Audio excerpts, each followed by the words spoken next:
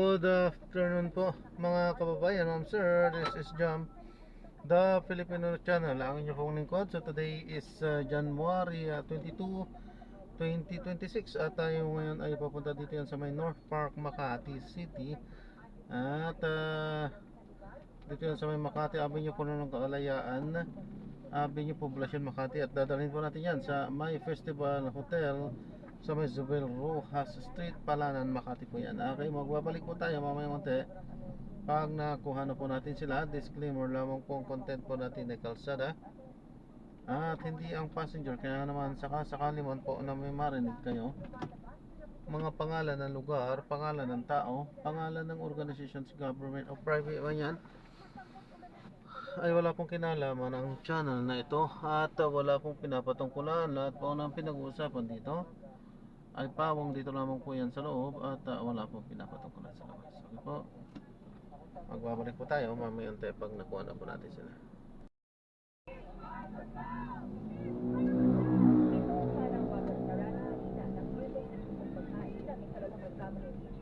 Dapat kay Pangulong Ferdinand Marcos Jr.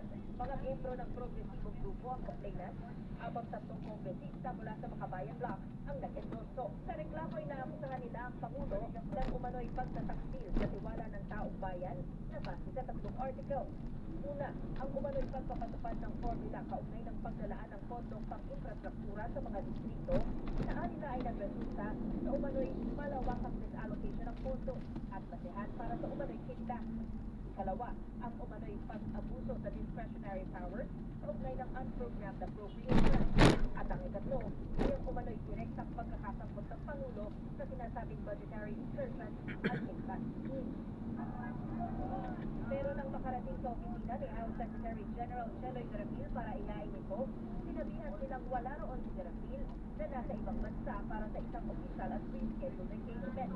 Kaya sumanggi muna ang kanyang opisina na opisyal na tanggapin ang reklamo ngayong araw. Ayaw tanggapin. Kaya nagwana lang po natin sa opisina. At sumunod tayo sa rules na mga Hindi man pirmado ng SecGen matapos iwan ang kopya ng impeachment complaint sa kanyang opisina, ikiniit ng endorser at complainant na deemed filed na ito. hindi nagre-require ng presence ng Secretary General po para ito ay simpleng in a ministerial manner tanggapin ng kanyang opisina. Hindi namin kasalanan kung absent ang inyong Secretary General. Para sa amin, that impeachment complaint is being filed. Pumunta rin ang complainant at endorser sa opisina ng House Speaker. Para matiyak na hindi gagamitin ang mga dirty tricks, technical, papaalam natin na ang kanyang Office of the Secretary hindi sinunod ang rules, okay? At merong impeachment complaint na handa na at dapat aksyonan ng House.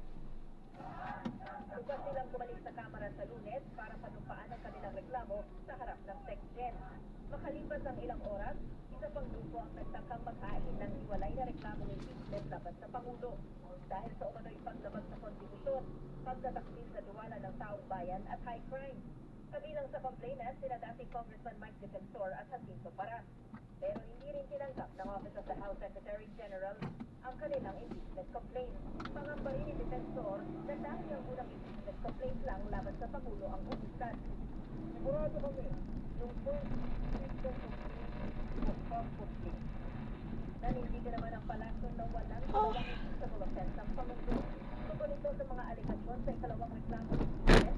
Unang-una, ito rin naman po yata naging issue patungkol pa rin po sa DAA, patungkol pa rin po sa pagbibigay ng ayuda. Pangalawa po, yung sabi ng pork barrel, mapapatunayan po natin sa mga ginawa ng Pangulo na pinag-ingatan po ng Pangulo ang budget.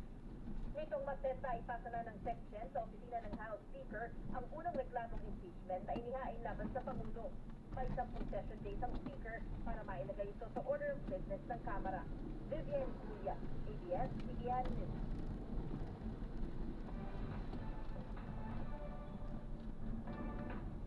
Gretchen, may bagong yugto sa personal at karera ang OPM Kid Makers na Ben and Ben. Tama ka, Ate Dina, taon sa kasal ng lead vocalist ng bandang Ben and Ben ang release ng bagong love song ng grupo na Duyan. Samantala, may pressure ba kay DJ Montete na makagawa ng follow-up hit song sa kanyang kantang Palagi? Nagpapatil si FJ Felices. Kasabay ng kasal ng lead vocalist na si Paolo Bercio nitong weekend, ang release ng bagong kanta ng grupong Ben and Ben at Duyan. Isinulat ito ng kanyang kapatid na si Miguel, 3 taon na ang nakaraan. Sa president, more than anything, ano siya, magkasunod siya a week after I met her for releasing a song about marriage. Isa pa sa mga nagpahit na siya sa bagong musikang ito ay kasama pa rin nila ang drummer na si Jam Villanueva sa kanyang huling taon sa grupo. People were asking us why we announced them last year so early, and we always like to say that it's such a blessing to be given a head start that we can say goodbye. You want to be more intentional about spending the time this year. Wala namang kapaayos o maayos na nagpaalam ang singer-songwriter na si Earl Patrol. Magbabalik ang TV Patrol sa DCMM. Ang programang ito ay nag-explain nyo ng Lemex Sporting Pyramid Capsule. Walang makita, tunawang lema. Walang routine, Lemex. Mula sa number 1, Smart Dishwashing Tray. Ang galing-galing mo, Smart Dishwashing Tray ko. Pritong ulam na masebo, nakatawag kaldero. Ang galing for everyday. Yan, pag smart ang dishwashing tray. May double tanggaling formula, tanggal galing ang sebo at bacteria. Para walang maitigil sa plastic kami, sa may plastic na pumunta tayo.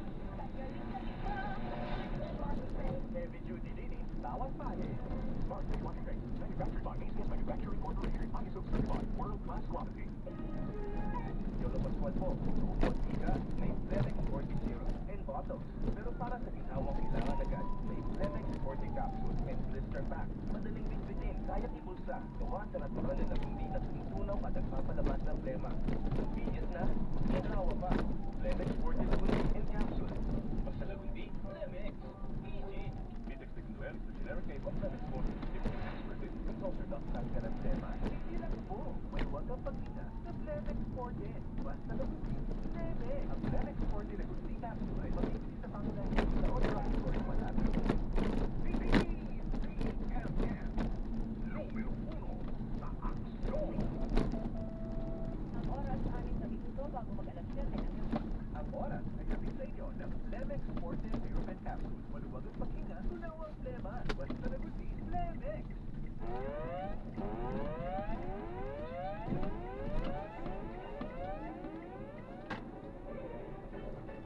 Narito po ang pag-ulat ng ating Radio Patrol.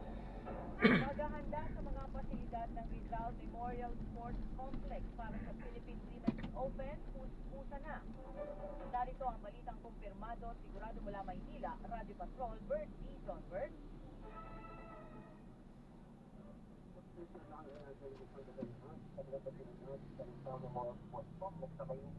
Para sa idarangos na Philippine Women's Open, ang kauna-unang Women's Tennis Association 125 event sa January 4 hanggang January 31. Ayon kay Philippine Sports Commission Chairman Patrick Gregorio, nasa 95% completion na ang paghahanda sa mga tennis sports. Ayon sila rin sa mga susunod na araw ang rehabilitasyon sa paligid ng sports complex, kabilang ang pagkasaayos sa entrance, panel zone at landscape ng gusali. Dagdag pa ni Gregorio, naaabot at sa 100 million pesos ang inilaan na pondo sa rehabilitasyon at pag-host ng nasabing tournament. At yan ang balitang kumpirmado. Sigurado, ito ang Radio Patrol, where Dizon CCMM. Maraming salamat, Radio Patrol, Bert Dizon. Manatiling nakatutok sa DCMM Radio Patrol sa Isleta at DCMM Teleradio. Ako po si INCS Tareha. Basta may nangyari, nakareport agad sa DCMM. Basta matulog sa Isleta. Kontrobersya, ang tunay na pangyayari sa ating bansa. Dito po matutuklasan, hatid nila Christian Yosores at Victoria Tulad. Sabado at Linggo, alas 6 ng umaga sa DCMM. Tele Mayo. Vibe check-in tayo every Sunday afternoon.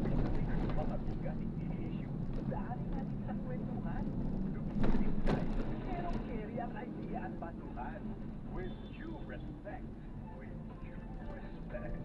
Starring Steve Pinas, Attorney Lino De Leon, Professor Steve Arguelles, Dr. Robin Garcia, Youth Advocate Carlo Flores, at Professor Richard A. Darias. With due respect.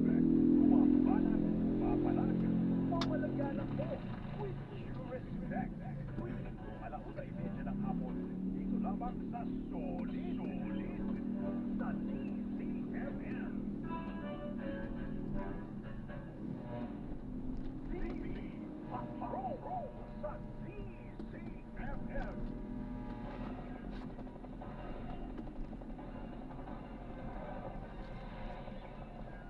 Posibleng nasa Cambodia o Thailand si Atong Ang na wanted sa kaso ng mga nawawalang sabungero. Ito ang impormasyong ibinigay ng whistleblower na si Julie Patidongan sa Department of Interior and Local Government o DILG. Dine-verify din ng DILG ang Ito po, ma'am. ulat na nakapagpatayo umano si Ang ng operasyon ng Gusto dulo na. sa ibang bansa. Nagpapatrol Karen si Guzman. Ano pangalan nitong street na ito, sir? Hindi ko po. Ba't alam mong ito rin? May ano po ako. Familiar ka? Waze. May ways off. Ito sa dulo. Paglabas natin ng Subelsya na yan.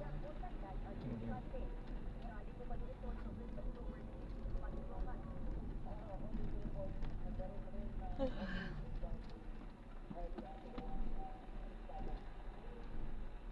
Atong, hindi sila masaya, ano?